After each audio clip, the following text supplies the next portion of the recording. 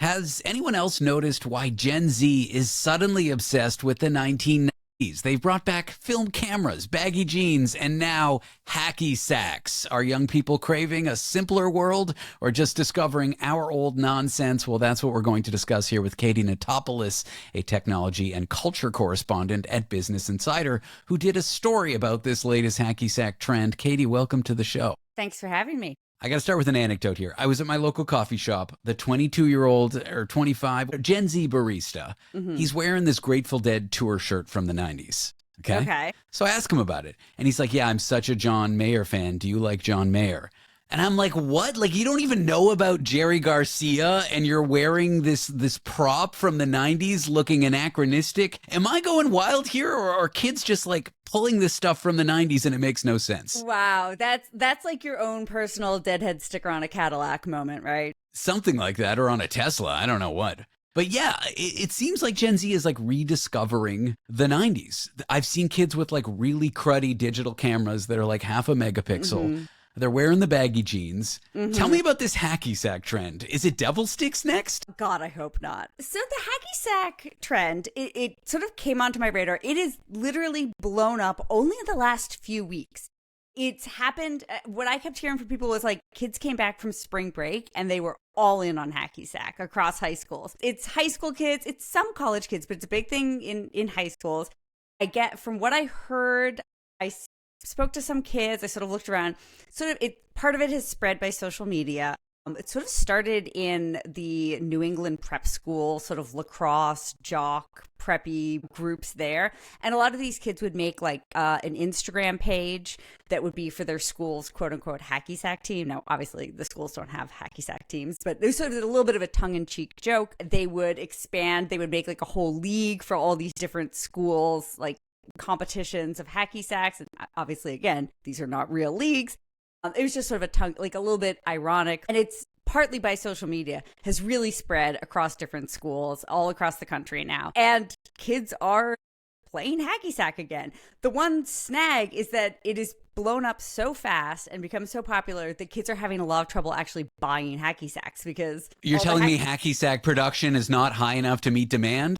That is exactly what's happening, actually. And a lot of stores like Dick's Sporting Goods and stuff have sold out. So it's hard to buy a hacky sack at the moment, but, you know. All right, I'm going into my Grateful Dead fan older brother's like closet. I'm going to go visit his house and put him up on eBay. Look, you're also saying it started amongst preppy jocks. Doesn't it go against the cultural association of hacky sack? Like, I'm picturing stoners of the 90s, Fish and Grateful Dead fans, guys whose nicknames are Ocean and Tree. Like, it seems like it's not the right place for hacky sack to be coming back amongst like preppy kids. That exactly is what surprised me too. I remember hacky sack in the 90s, and it was definitely like, you know, it was a little bit of like everyone played, but it was, you know, sort of associated with, you know, the sort of stoner hippie crowd. And what I've noticed is that this version of it, the Gen Z revival, is not at all associated with this. And it sort of has left the cultural trappings of the 90s version of it behind,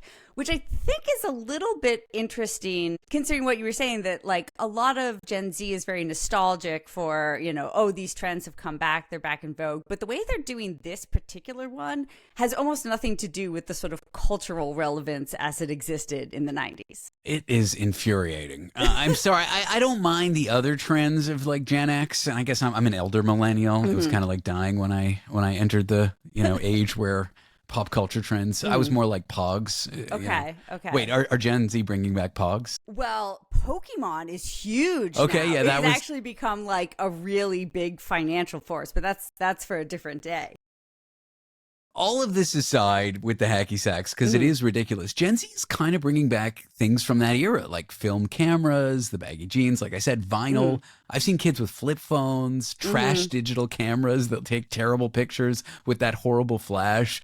Why is the 1990s such like an era that it's striking with these younger kids? So I think with the digital cameras and even the film cameras, disposable ones, along with the hacky sacks, they are sort of yearning for a pre-phone, pre-digital existence. An analog childhood? Yeah. And one thing I kept hearing from kids and even from parents who were talking about the hacky sack craze is like, they're really the parents are happy because they're like, look, the kids are outside, they're doing something social, they're not on their phones, they're not on their devices. Like, and I think a lot of kids are looking for that kind of experience. Hacky sack is by definition this like communal, phone free. It's easy. It's not really like hard like a sport. It's just, it's this loosely organized social thing, which is exactly what teenagers need right now and have been sort of craving.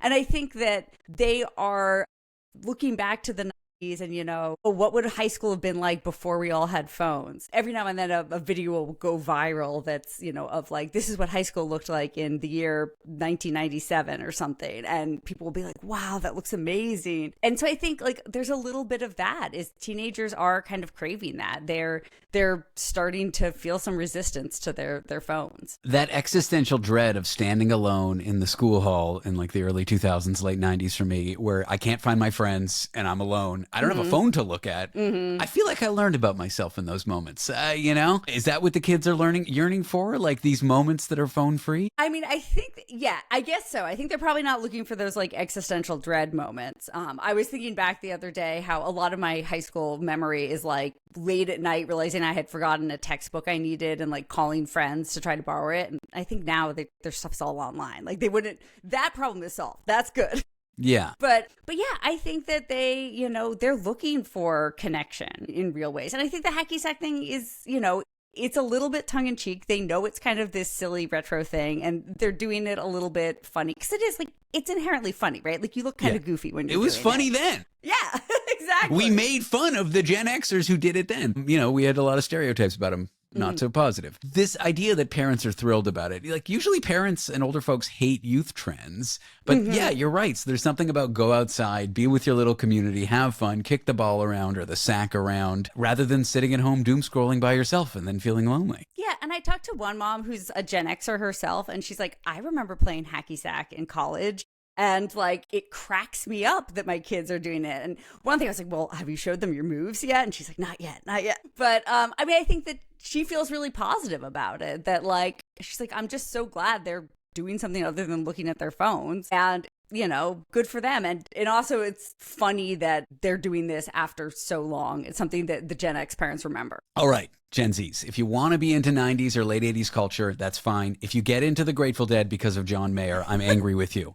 Jerry Garcia is the guitar player, okay? He's dead, but he was the guy. I don't know why it's a hill I'm dying on. I'm not even that much of a deadhead. I mean, fair enough. Well, you can read Katie Natopoulos' piece called Hacky Sacks Are Suddenly the Latest Gen Z Trend. That's in Business Insider, where she's a technology and culture correspondent. Katie, this flew by, but thanks for being on the show. Thank you so much for having me.